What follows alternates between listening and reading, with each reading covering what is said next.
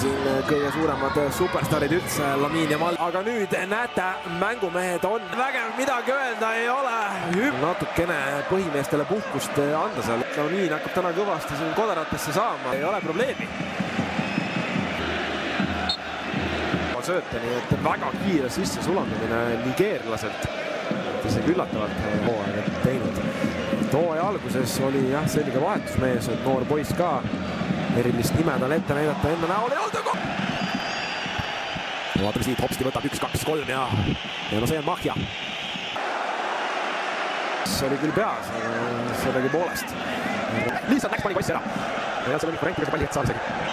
Ja seal jah pinda käima. Mall hakkab seal kiirust koguma, Ruggeri enda vastas.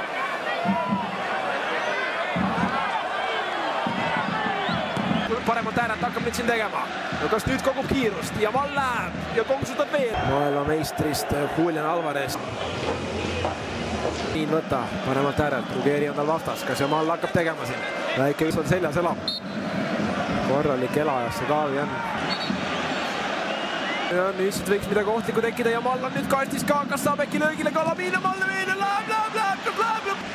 Midagi seal ikkagi jalgades on, mida teistel ei ole. No vaadake seda, no see ei ole normaalne, nagu Leo Messi siin enda parimatel päevadel ja läks seal mingi 5-6 palli ära ja saab siin veel Barcelona viimase võimaluse. Tõnis Pärna, soovin teile mõnusat nädala jätku.